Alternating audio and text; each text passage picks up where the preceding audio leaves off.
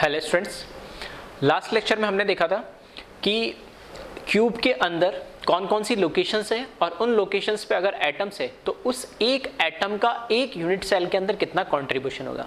दो बात हमने करी थी कि इसके अंदर जैसे कॉर्नर है 8 कॉर्नर है, एजेस है 12, ठीक है, फेस है 6, बॉडी सेंटर है 1। तो हर एक लोकेशन जैसे कॉर्नर है तो कॉर्नर कितने यूनिट सेल शेयर कर रहे हैं और एक यूनिट सेल के अंदर एक एटम का कितना कंट्रीब्यूशन होता है, ये हमने लास्ट लेक्चर में देखा था। ठीक है, अब हम स्पेसिफिक यूनिट सेल पढ़ने वाले। सबसे पहला यूनिट सेल पढ़ने वाले हम क्यूब। जो यूनिट सेल होगा वो होगा क्यूब ही, लेकिन उस क्यूब के अंदर एटम्स कहाँ कहाँ किस किस लोकेशन पे अरेंज होंगे वो हम देखने वाले हैं। तो सबसे सिंपल और सबसे बेसिक जो यूनिट सेल होता है वो होता है सिंपल, या जिसको प्रिमिटिव भी बोलते हैं, सिंपल क्यूबिक यूनिट सेल, या इसको SC शॉर्ट में भी कहा जाता है। ठीक है, सिंपल क्यूबिक। सिंपल क्यूबिक के अंदर क्या होता है कि जितने भी, ठीक है, इसमें जितने भी एटम्स है वो कहां प्रेजेंट होते हैं एक्चुअली में, सिर्फ कॉर्नर्स पे। यानी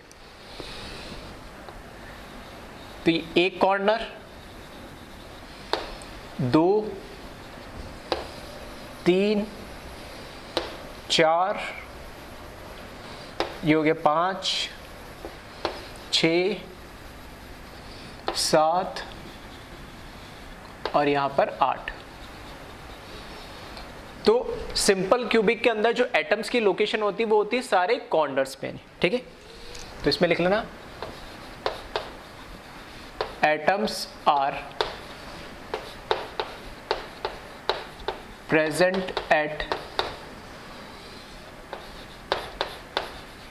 all corner of unit cell। ठीक है, सारे कॉर्नर्स पे प्रेजेंट होते हैं। अब दो चीज एक मैं क्लियर कर देता हूं, वैसे चीज मैं वापस भी बात करने वाला हूं उसके अलावा। ठीक है, उसके अलावा कि यहां पर दिख रहा है कि सिंपल क्यूबिक के अंदर जो एटम्स प्रेजेंट होते हैं वो कहां होते हैं, कॉर्नर्स पे होते हैं। यानी जो कॉर्नर है वो उस एटम का सेंटर होता है। ठीक है, ऐसे नहीं कॉर्नर के ऊपर रख दिया, कॉर्नर को टच करके रखा, नहीं, जो कॉर्नर होगा वो उस एटम का सेंटर होगा, यानी तभी उसका कुछ पार्ट इसके अंदर आएगा। तो ये जो सिंपल क्यूबिक के अंदर जो एटम्स होते हैं वो सारे एटम्स एक दूसरे को टच कर रहे होते हैं। टच कैसे कर रहे होते हैं, यहाँ दिखाने के लिए जनरली हम इस तरीके से छोटे छोटे दिखाते हैं, ये सर टच तो कर नहीं रहे, लेकिन एक्चुअल में ये टच कर रहे होते हैं। किस तरीके से कर रहे होते हैं, ठीक है, वो हम देख लेते हैं। यानी इसके अंदर क्या होता है, या इसको इसी वे में बनाता हूँ ताकि समझने में थोड़ा और आपको, ठीक है, आसान हो। एटम्स एक दूसरे को टच करेंगे,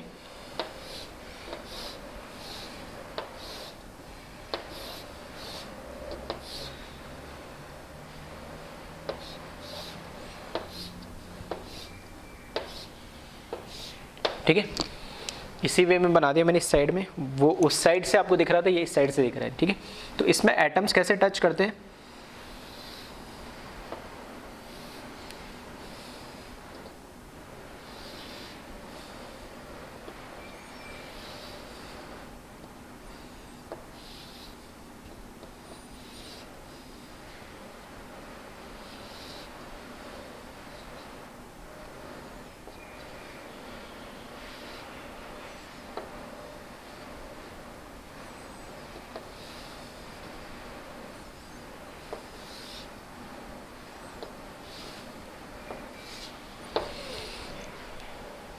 ठीक है, लास्ट लेक्चर में शायद मैंने ऐसा बताया था।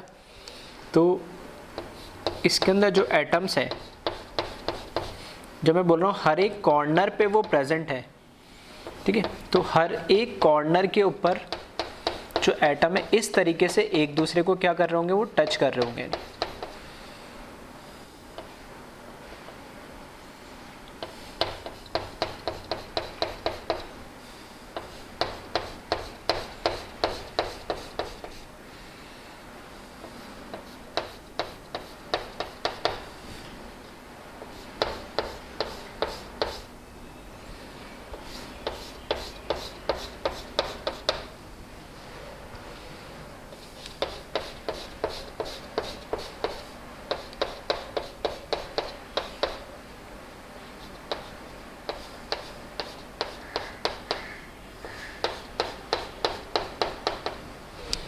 ठीक है। तो इस तरीके से आपको थोड़ा सा इसका प्रोजेक्शन दिखेगा। मेरे कहने का मतलब है ये जो एक एटम है, ठीक है, पहला तो इसके बाद है कि इसके अंदर कंट्रीब्यूशन कितना होगा, कॉर्नर पे है तो कॉर्नर पे जो एटम होता है उसका यूनिट सेल के अंदर कंट्रीब्यूशन कितना होता है 1/8। तो यहाँ से मुझे दिख रहा है ये इसका 1/8 जो इसका पोर्शन है ये, ठीक है, ये इसका 1/8 पोर्शन है।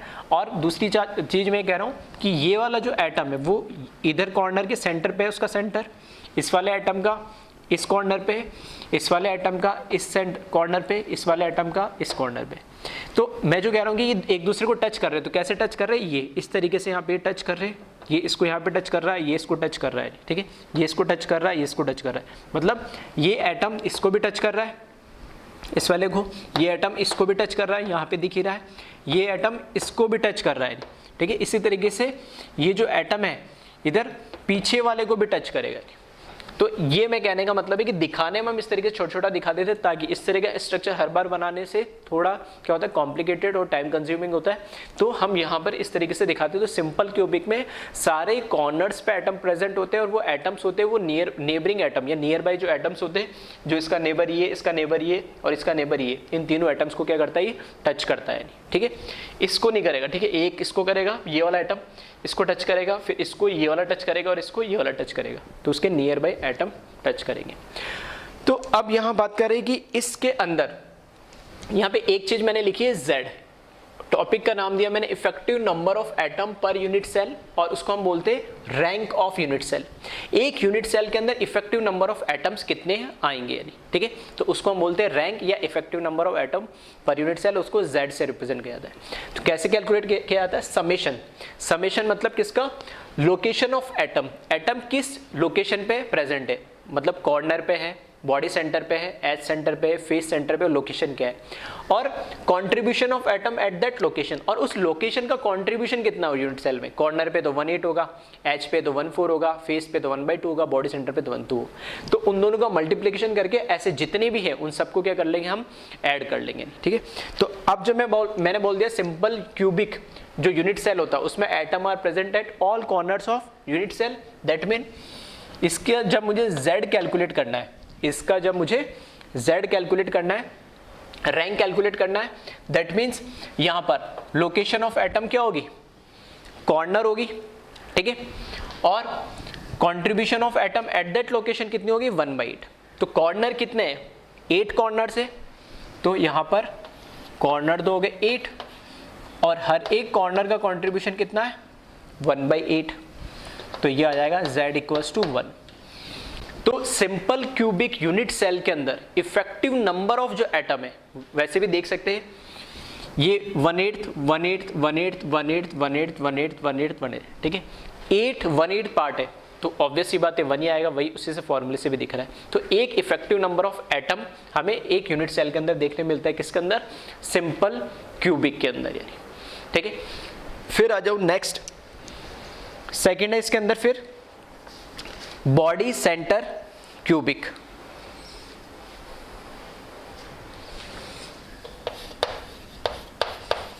Body centre cubic unit cell, जिसको हम BCC भी बोलते हैं, body centre cubic unit cell. इसके अंदर क्या होता है, जो एटम्स होते हैं, क्योंकि नॉन प्रिमिटिव है तो atoms are present at all corner, all corner से मतलब जो 8 कॉर्नर है, and body centre of unit cell, ठीक है। अब क्योंकि मैं बार बार नहीं बना रहा हूं, तुम चाहो तो छोटे छोटे बना लेना। ये बनाया किसके लिए मैंने, यूनिट सेल के लिए। इसी में मैं ऐड कर दे रहा हूं इस यूनिट सेल के अंदर ही, ये इसका मैंने मान लिया क्या है, बॉडी सेंटर है। तो 8 तो कॉर्नर्स हो गए, ठीक है, 8 तो कॉर्नर्स हो गए, और एक इसका ये क्या हो गया, बॉडी सेंटर हो गया। ठीक। तो टोटल 9 एटम्स या 9 लोकेशंस पे एटम्स लगे हुए होते हैं। एटम्स कितने इफेक्टिव नंबर वो हम देखते हैं। तो अगर मैं इसका z कैलकुलेट करूंगा, इसका अगर मैं z कैलकुलेट करता हूं तो पहले तो सारे कॉर्नर्स पे भी प्रेजेंट होगा इसके अंदर। तो हमारे पास 8 तो क्या है, कॉर्नर है, मल्टीप्लाई बाय हर एक कॉर्नर की कंट्रीब्यूशन कितनी है 1/8, ठीक है, प्लस एक बॉडी सेंटर पे, और बॉडी सेंटर पे उसका कंट्रीब्यूशन भी कितना होता है बॉडी सेंटर का 1 ही होता है, क्योंकि पूरा का पूरा उसके अंदर बॉडी के अंदर ही आता है वो। तो ये हो जाएगा इंटू 1। तो 8 इंटू 1/8 ये हो जाएगा 1, प्लस 1 इंटू 1 ये हो जाएगा 1। तो 1 plus 1 is equals to 2। That means effective number of atom जो होते हैं बॉडी सेंटर के अंदर, body centre cubic unit cell के अंदर, वो होते 2। अब इसके अंदर कैसा अरेंजमेंट होता है, तो इसमें अरेंजमेंट ऐसा नहीं होता। अब ऐसा मान लो सिंपल से एक एटम और लो एक्स्ट्रा, और इसके एकदम सेंटर पे क्या कर दो, उसको सेटल डाउन कर दो, या उस सेंटर पे उसको बिल्कुल रख दो। जैसे सेंटर पे उसको रखोगे तो सारे एटम्स थोड़े थोड़े से क्या हो जाएंगे, दूर दूर हो जाएंगे, ठीक है, दूर दूर हो जाएंगे। या मैं वो से बोल सकता हूँ कि उनकी साइज क्या थोड़ी छोटी हो जाएगी। तो ये जो एक दूसरे को अभी टच कर रहे हैं वो टच नहीं कर पाएंगे। यानी सिंपल क्यूबिक के अंदर एक कॉर्नर वाला एटम 3 नेबरिंग, ठीक है, एटम से वो क्या करता है, टच करता है। लेकिन बॉडी सेंटर के अंदर कॉर्नर वाला कोई भी एटम किसी भी दूसरे कॉर्नर वाले एटम से टच नहीं करता है। हाँ, जो सेंटर में हमारा जो एटम रखा हुआ है, जो सेंटर में हमारा एटम रखा हुआ, ये सारे कॉर्नर्स पे 4 ऊपर और 4 नीचे, ये 8 के 8 कॉर्नर्स पे जो एटम रखे हुए, उन 8 एटम्स को क्या करता है, ये टच करता है। कौन सा, सेंटर वाला। लेकिन कॉर्नर वाले एटम आपस में एक दूसरे को टच नहीं करते हैं, ठीक है। तो इस पे भी हम आगे बात करेंगे, इससे हम कोऑर्डिनेशन नंबर भी डिफाइन करते हैं इसमें, तो वो आगे टॉपिक आएगा तब हम देखेंगे। तो इफेक्टिव नंबर ऑफ एटम इसमें 1 है, इसमें इफेक्टिव नंबर ऑफ एटम कितने, 2। थर्ड देखिए इसमें face centre cubic unit cell, जिसको हम शॉर्ट में FCC भी लिखते हैं। इसके अंदर क्या होता है, atoms present at all corner and at all face centre, ठीक है, सेंटर ऑफ यूनिट सेल।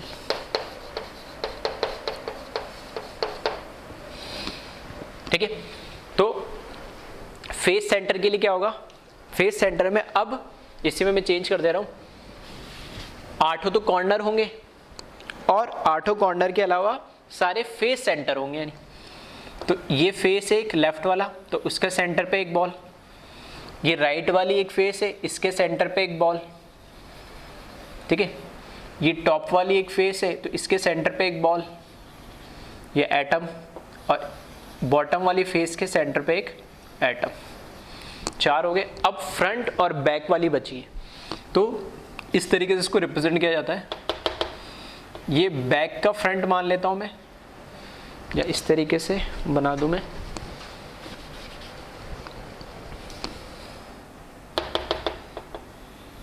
ये बैक वाली फेस का सेंटर और ये फ्रंट वाली फेस का सेंटर, ठीक है। तो टोटल कितना हो गए, 6 face centre, left right top bottom, ये बैक वाली फेस, ये फ्रंट वाली फेस, ठीक है। तो टोटल 6 हो गए। अब इसमें अगर मैं बात करूं किसकी, रैंक की, या total number of effective number of atom की बात करूं, तो कॉर्नर्स तो वही है, तो 8 कॉर्नर्स है और हर एक कॉर्नर का कंट्रीब्यूशन 1/8, प्लस टोटल कितनी है, 6 फेस सेंटर है, और हर एक फेस सेंटर का जो कंट्रीब्यूशन होता है, लास्ट लेक्चर में हम कर चुके हैं, कितना होता है 1/2, क्योंकि इधर जो हमारे इस साइड में जो भी फेस लगा होगा एक उसमें, और इस साइड वाला जो यूनिट सेल लगा होगा, तो 2 यूनिट सेल की एक ही फेस क्या करती है, एक दूसरे को क्या करती है, शेयर करती है। तो टोटल मतलब एक फेस को 2 यूनिट सेल शेयर करते हैं, तो कंट्रीब्यूशन कितना हो जाएगा 1/2। तो ये हो जाएगा इंटू 1/2, तो 8 इंटू 1/8 तो हो गया 1, और 6 इंटू 1/2 ये कितना हो जाएगा 3। तो total effective number of atom जो एक face centre cubic unit cell के अंदर होते हैं वो होते हैं 4। ठीक है, तो इसको कॉपी करें, आगे हम और देखते हैं। वीडियो पॉज करके कॉपी कर लेना एक बार इसको।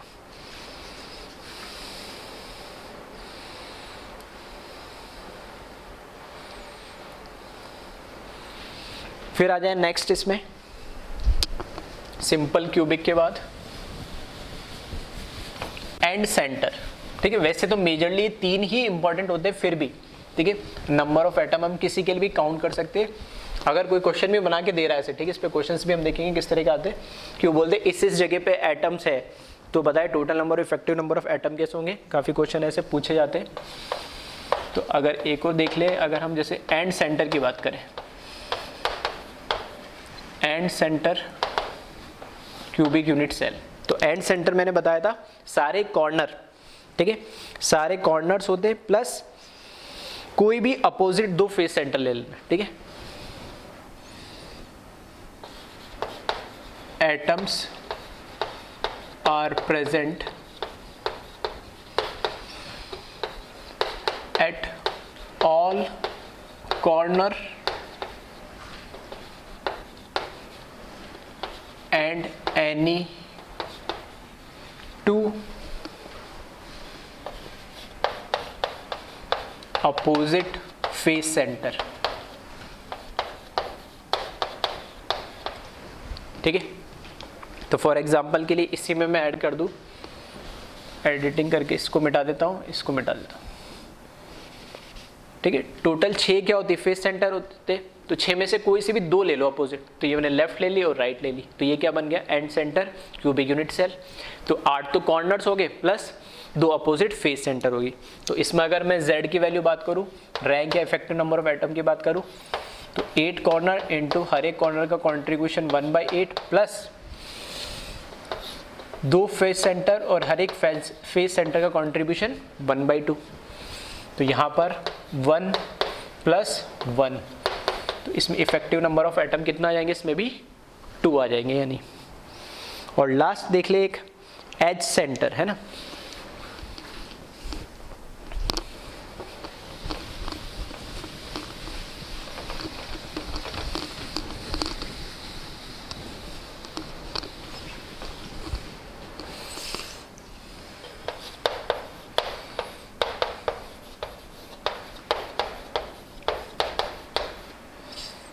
As centre.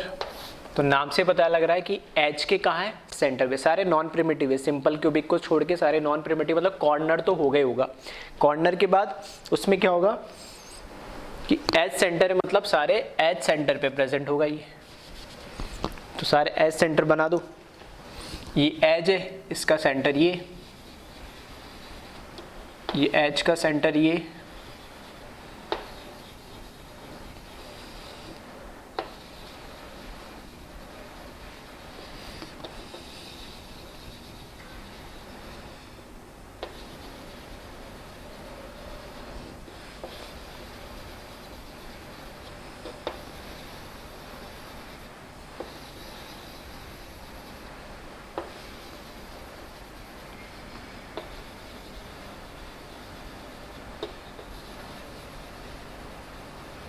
ठीक है। तो 12 एजेस है और 12 एजेस के कहाँ पर आ जाएगा, ये सेंटर में आ जाएगा।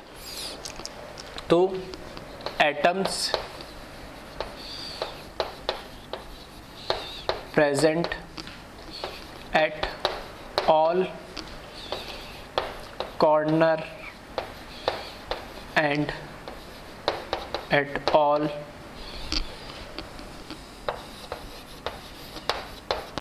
As centre in unit cell.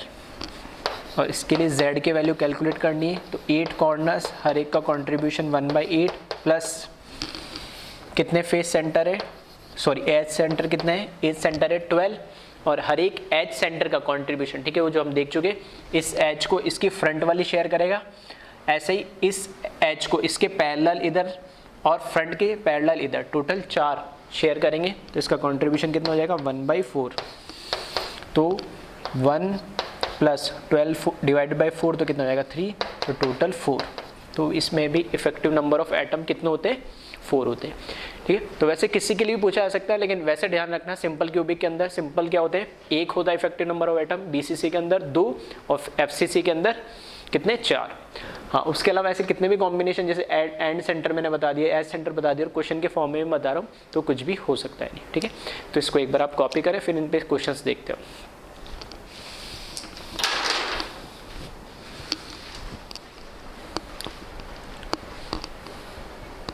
अब बात करते हैं हम इस पे कुछ क्वेश्चंस के। तो क्वेश्चंस किस तरीके से पूछे जाते हैं इसमें, तो क्वेश्चन लिखा मैंने, determine the formula of compound forming cubic unit cell. ठीक है, मतलब एक यूनिट सेल बन रहा है, यूनिट सेल बन रहा है, तो उसके अंदर उसने बता दी कि वो जो यूनिट सेल है उसमें एटम्स होंगे कुछ। जैसे इसमें मैंने फर्स्ट पार्ट में लिखा, कोई बहुत सारे पार्ट बताने वाला हूँ, तो एक ही क्वेश्चन में बता दिए। जैसे ए एक एटम है, वो सारे कॉर्नर्स पे प्रेजेंट है। ठीक है, बी है, वो कहाँ पर है, बॉडी सेंटर पे। तो उस यूनिट सेल का फॉर्मूला क्या होगा, ए और बी जो एटम से मिलके ये कंपाउंड या यूनिट सेल जो हमारा बना है। ठीक है, तो कैसे करते हैं इस तरह क्वेश्चन को, तो देखिए इसके अंदर एक यूनिट सेल बना लेते हैं पहले सिंप्लिसिटी के लिए हम।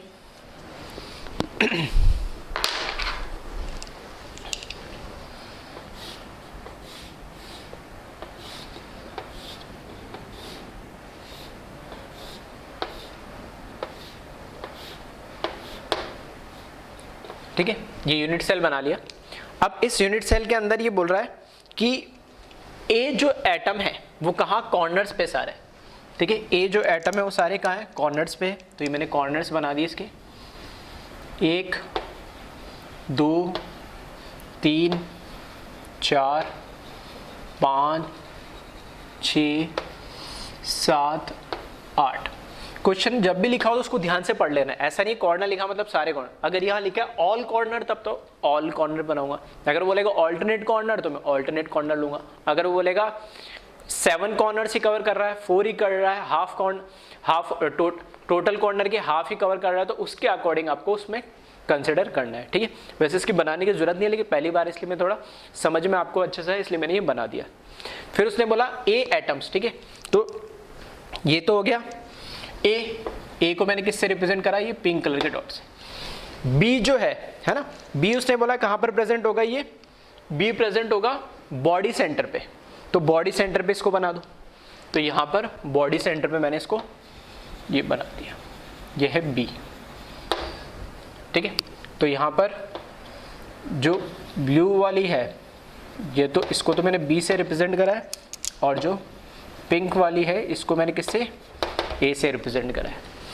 तो अब देखिए इसमें मैं पता कर लूं कि टोटल नंबर ऑफ एटम्स ए, इस इफेक्टिव नंबर ऑफ एटम ए इस यूनिट सेल में कितने प्रेजेंट है। तो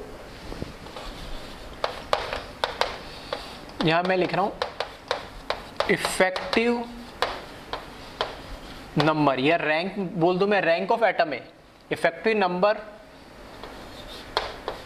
of atom A in unit cell. तो हमें पता है इस यूनिट सेल के अंदर ए जो प्रेजेंट है कहाँ है, कॉर्नर पे, और कहाँ कितने कॉर्नर्स पे, 8 कॉर्नर्स पे। और हर एक कॉर्नर का जो कंट्रीब्यूशन होता है इस यूनिट सेल के अंदर कितना होता है, 1/8। तो इफेक्टिव नंबर ऑफ एटम कितने होंगे, ए के 1 होंगे इस यूनिट सेल के अंदर। इसी तरीके से मैं निकाल लूं effective number of atom B in unit cell. ठीक है, आगे यूनिट सेल लिख लेना।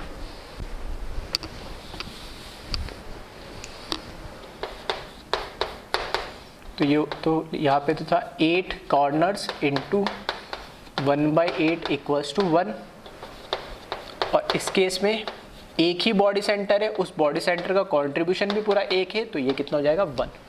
तो टोटल एक क्या है मेरे पास, टोटल एक एटम है, effective number of atom A 1 है, और effective number of atom B भी 1 है।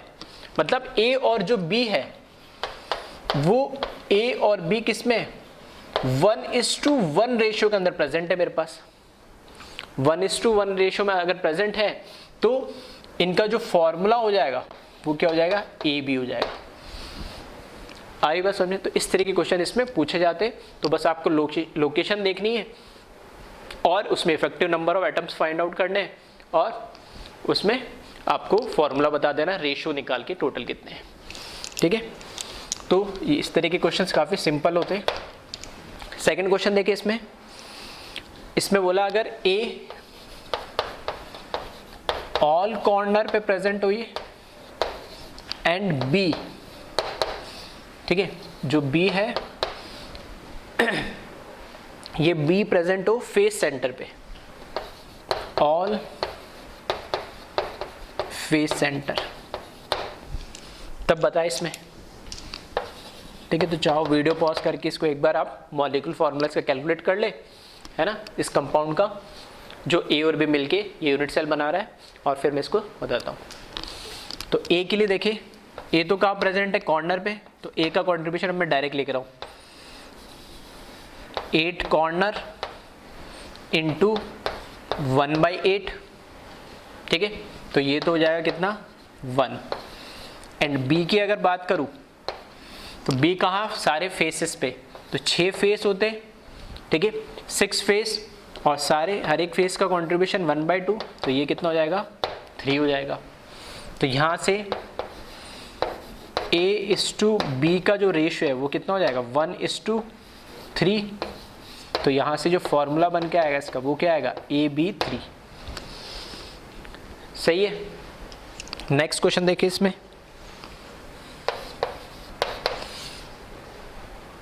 ए दे रखा है ऑल कॉर्नर,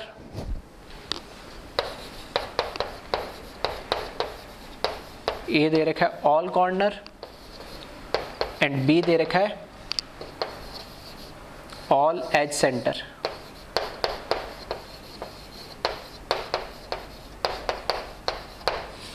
ठीक है, तो इसमें भी देख ले, जो ए होगा 8 इंटू 1/8 इक्वल्स टू 1, सारे कॉर्नर का कंट्रीब्यूशन, और बी का होगा एच सेंटर पे, एच कितनी होती 12, और एक एच सेंटर का कंट्रीब्यूशन कितने होता है 1/4 होता है यूनिट सेल में, तो ये कितना हो जाएगा 3। तो यहाँ से भी मुझे पता लग रहा है कि A/B का रेशियो अभी भी कितना आ रहा है, इसमें भी 1/3 आ रहा है, तो इसका मॉलिक्यूलर फार्मूला भी क्या हो जाएगा AB3 हो जाएगा। ठीक है, इस तरह के क्वेश्चंस इसमें पूछे जाते हैं। नेक्स्ट देखिए, इसमें ए फिर से बोल दिया ऑल कॉर्नर एंड बी दे दिया any two opposite face centre. ठीक है, तो ये भी हो जाएगा आसानी से। ए कॉर्नर मतलब 8 into 1/8 which is equals to 1 and B is equals to any two opposite face centre, तो 2 लेनी है फेस सेंटर और एक फेस सेंटर का कंट्रीब्यूशन 2, तो ये भी कितना हो जाएगा 1, विच मीन्स A/B का जो रेशियो है वो 1:1 है, तो फॉर्मूला भी क्या आ जाएगा इसका AB आ जाएगा।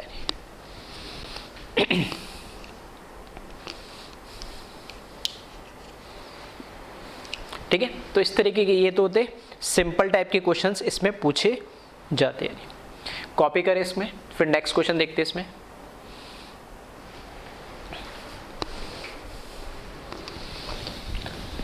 अब नेक्स्ट क्वेश्चन जो हमें दे रखा है,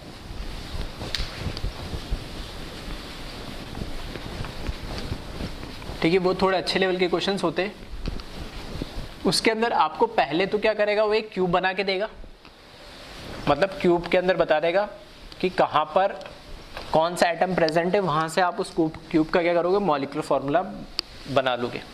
फिर उसमें वो क्या बताएगा, कुछ कुछ चेंजेस बताएगा कि कहीं से अगर उसने ये एटम हटा दिया या इसके अलोंग एटम हटा दिया, तब उसका मॉलिक्यूलर फार्मूला क्या हो जाएगा या उसमें क्या चेंज आएगा, वो हमें पता करना होता है। ठीक है,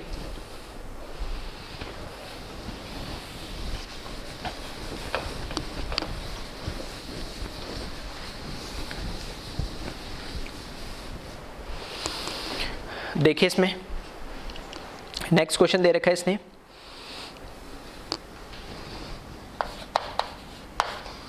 इसने बोला ए जो है, ठीक है,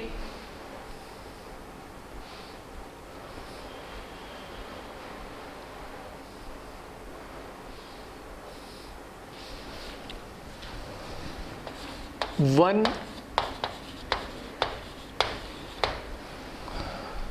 सॉरी ठीक है, वन कॉर्नर नहीं, ऑल कॉर्नर्स ले लेना। ए जो सिचुएटेड है, ए सारे कॉर्नर पे सिचुएटेड है,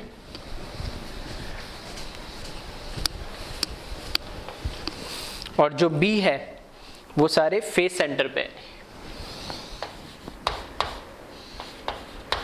ऑल कॉर्नर एंड जो बी है वो ऑल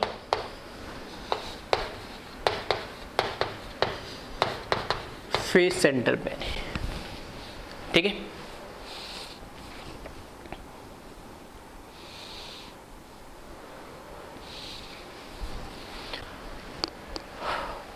अब इसमें देखें, ए सारे कॉर्नर पे और बी कहां पर है, फेस सेंटर पे, ये हमें दे रखा है नहीं। तो इसको थोड़ा सा समझने के लिए मैं क्या करता हूं, ए तो मैंने बनाई दी कॉर्नर पे, फेस सेंटर और बना लेते हम। तो ये एक फेस सेंटर, 2 3 राइट वाली फेस, बॉटम वाली फेस, ठीक है, ये बैक वाली फेस और ये फ्रंट वाली फेस, ठीक है। तो ए और बी कॉर्नर प्लस मैंने फेस सेंटर इससे क्या कर लिए, कवर कर लिए। अब जो इसमें इसने फर्स्ट पार्ट बोला है, फर्स्ट पार्ट क्या बोला है इसने, इसका मॉलिक्यूलर फॉर्मूला नहीं बताना है हमें, मॉलिक्यूलर फॉर्मूला बताना है when all atoms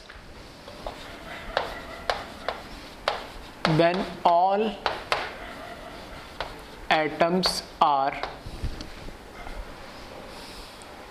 removed from when all atoms are removed from when all atoms are removed from one body diagonal, one body diagonal, ठीक है। ये तो इसने दिया है क्वेश्चन के अंदर कि ये हमारे पास एक यूनिट सेल है जिसमें ए और बी इस तरीके से सिचुएटेड है, उनके लोकेशन दे दिए। अब उसने पूछा है कि हमें एक कोई भी बॉडी डायगोनल ले लो और उस बॉडी डायगोनल के अलोंग जितने भी एटम्स आ रहे हैं उन सबको हटा दो, तब बताए इसका मॉलिक्यूलर फॉर्मूला या मॉलिक्यूलर स्ट्रक्चर क्या रहेगा। देखो अगर मैं इनकेस बात करूं, इसका मॉलिक्यूलर फर्स्ट जो हमें ओरिजिनल क्वेश्चन दे रखा है, तो ए कहां पर है, कॉर्नर पे, तो इसके अकॉर्डिंग देखो ए कॉर्नर पे, तो कॉर्नर पे कंट्रीब्यूशन ए का 1, और बी कहाँ पर है, सारे फेस पे, तो सारे फेस पे टोटल कंट्रीब्यूशन 2। तो अभी कल जो मॉलिक्यूलर फॉर्मूला था वो था AB3, ठीक है। ओरिजिनली उससे पूछता था, ऑलरेडी हम देख चुके हैं। लेकिन अब वो बोल रहा है कि कोई भी एक बॉडी डायगोनल ले लो, कोई भी एक बॉडी डायगोनल ले लो और उस बॉडी डायगोनल के अलोंग जो जो एटम्स आ रहे हैं उन सबको हटा दो और फिर बताओ कि इसका मॉलिक्यूलर फॉर्मूला क्या होगा, ठीक है। तो एक बार चाहो तो वीडियो पॉज कर ले और वीडियो पॉज करके खुद से एक बार थोड़ा सा सोचने की कोशिश करें, फिर मैं इसको थोड़ा सा एक्सप्लेन करता हूँ। देखिए बॉडी डायगोनल क्या था, मैंने बताया था अपोजिट कॉर्नर को ज्वाइन करना है, लेकिन कहाँ से पास होनी चाहिए वो लाइन, बॉडी के सेंटर से पास होनी चाहिए। तो अगर मैं बोल रहा हूँ इस कॉर्नर से, इस फ्रंट वाले कॉर्नर से मैं बॉडी डायगोनल लूँगा, तो इस फ्रंट वाले कॉर्नर पे नहीं, इसके बैक वाले कॉर्नर को टच करेगा, लेकिन कहाँ, बॉडी के सेंटर से पास होते हुए। दैट मीन्स एक बॉडी डायगोनल जो है, एक बॉडी डायगोनल जो है वो दो कॉर्नर को ज्वाइन करती है, 2 कॉर्नर को टच करती है, साथ में एक बॉडी सेंटर को टच करती है। क्या इस बॉडी डायगोनल पे कहीं पे भी जो फेस सेंटर है वो कहीं आ रहा है या वो टच हो रहा है क्या, ठीक है। तो वो तो कहीं टच नहीं हो रहा है। फेस सेंटर तो फेस के सेंटर पे आएगा, फेस से लाइन खींचूंगा या फेस डायगोनल लूंगा, तो बॉडी डायगोनल पे थोड़ी कोई फेस सेंटर आएगा। तो बॉडी डायगोनल का मतलब क्या है कि ये कॉर्नर को टच करेगा, कोई भी एक ले लो, तो ये मैंने ले लिया, और एक इधर पीछे वाला कॉर्नर ले लिया, ये वाला, इन दोनों कॉर्नर्स को ये क्या कर रहा होगा, ज्वाइन कर रहा होगा बॉडी के सेंटर से पास होते हुए। तो दैट मीन्स कोई भी ले लो तो कोई फर्क नहीं पड़ना है। तो जैसे मैंने इसमें लिया है, ये ले लूँ बॉडी डायगोनल, तो ये यहां से ये बॉडी डायगोनल इस तरीके से पास हो रही है। तो ये जो बॉडी डायगोनल पास हो रही है इस तरीके, तो एक तो ये कॉर्नर वाला एटम और ये कॉर्नर वाला एटम, क्योंकि ये दोनों किस पर आ रहे हैं, इस बॉडी डायगोनल पर आ रहे हैं, तो इस बॉडी डायगोनल पे जो एटम्स आ रहे हैं उनको हम क्या कर देना, हटा देना है। दैट मीन्स इस एटम को अब मुझे काउंट नहीं करना है, ना ही इसको मुझे काउंट करना है। दोनों एटम्स को मैंने क्या करा, हटा दिया। अब रिमेनिंग एटम्स का इस तरीके से रह गया ये। अब मुझे बताना इसका मॉलिक्यूलर फॉर्मूला क्या होगा। आ रही बात समझ में?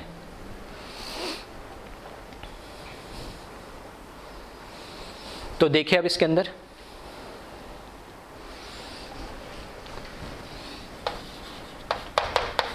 जो A है वो कहां पे सिचुएटेड है, कॉर्नर पे, ठीक है। अब कितने कॉर्नर्स वाले एटम, ये देख ले, ये दो तो हट गए, अब कितने बचे, 1 2 3 4 5 6 कॉर्नर बचे। 6 कॉर्नर की लोकेशन है तो मैंने लिखा 6, और एक कॉर्नर के एटम का कंट्रीब्यूशन कितना होता है, 1/8।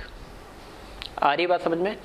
अब मेरे पास जो हमने बताया summation of location of atom into contribution of one atom in unit cell, तो वही लिखा। ये अब लोकेशन कितनी बची, 6 बची, 2 तो मैंने हटा दिए क्योंकि उसने क्वेश्चन में बोला इसे। तो 6 लोकेशन बची, और हर एक लोकेशन का कंट्रीब्यूशन क्या, कोई कॉर्नर है तो कितना होगा, 1/8। तो कितना हो जाएगा, 6/8, दैट मीन्स 3/4। क्लियर है? इसमें तो कोई दिक्कत नहीं।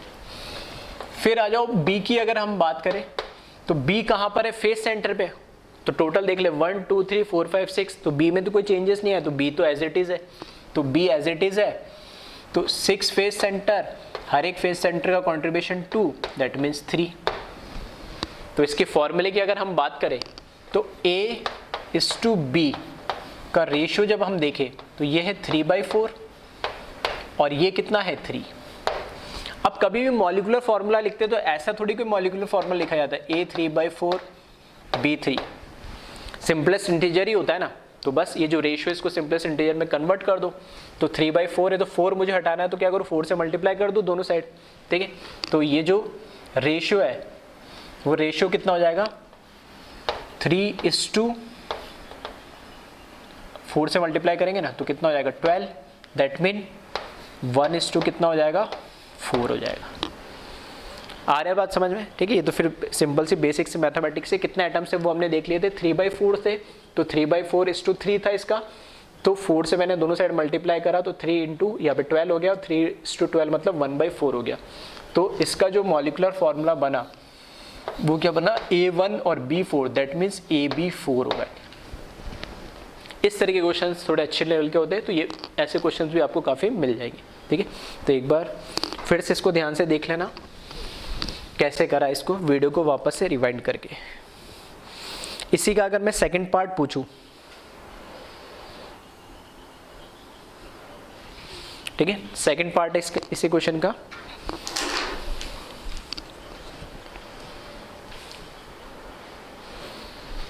ठीक है,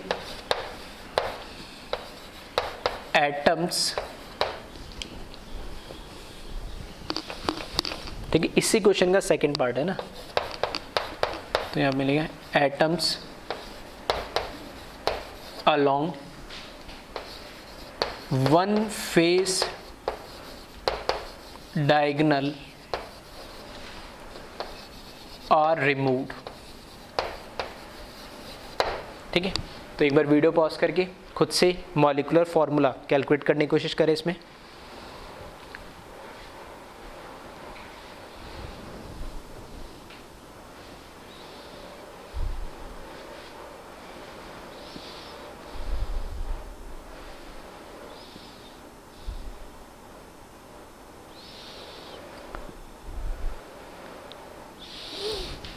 ठीक है, तो अब देखिए इसके अंदर अगर आपने सॉल्व कर लिया तो क्रॉस वेरीफाई कर लेना।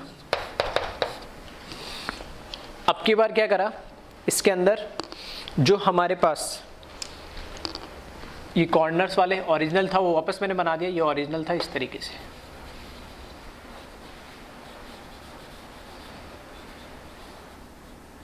ठीक, अब उसने बोला atoms along one face diagonal are removed, एक फेज डायगोनल पे जो भी एटम्स है उनको हमें क्या करना, हटाना है। तो एक फेज डायगोनल बना ले, किसी भी फेस से बना ले, ठीक है। तो थोड़ा देखने में आसान होता है तो लेफ्ट राइट से बना रहा हूँ, इससे बना रहा हूँ मैं, ठीक है। तो ये भी एक फेस है, ये भी एक फेस है, कैसे बना लो इन्हें। तो ये क्या, एक फेस डायगोनल है।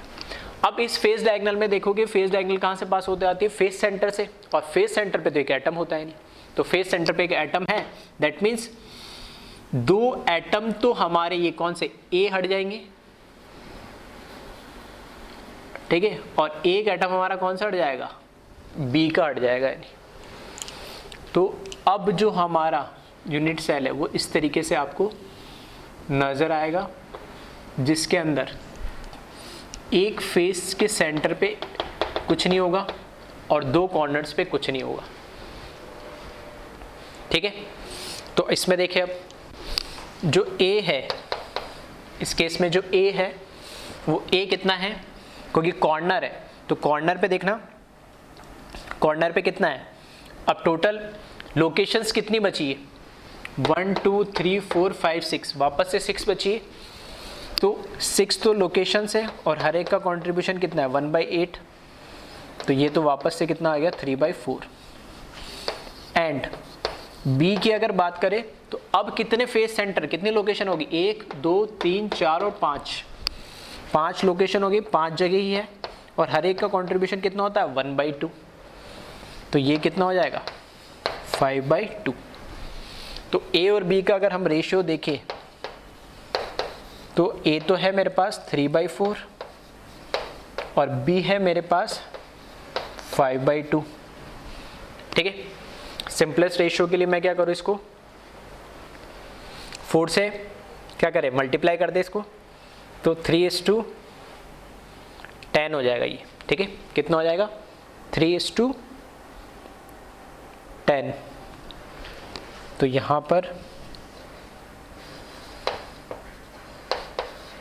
और इसका जो मॉलिक्यूलर फॉर्मूला बनेगा वो क्या बनेगा, A3B10, ठीक है। तो इस तरह के क्वेश्चंस आपको काफ़ी सारे देखने को मिल जाएंगे, कहीं से भी हटा दिया, बॉडी डायगोनल से हटा दिया, फेस सेंटर से हटा दिया। अगर कहीं पे एज सेंटर पे होता, ठीक है, और बोलता है कि एक एज सेंटर से यहाँ हटा दो, ये काले कर दो, ठीक है, कैसा भी क्वेश्चन वो बना सकता है। तो एक आइडिया मैंने दे दिया किस तरह के क्वेश्चंस आपसे पूछे जाते हैं, ठीक है। तो एक बार फिर से ध्यान से इन क्वेश्चंस को देख ले, और ऐसे क्वेश्चंस आपको काफ़ी देखने को भी मिल जाएंगे। तो इसको एक बार कॉपी करें।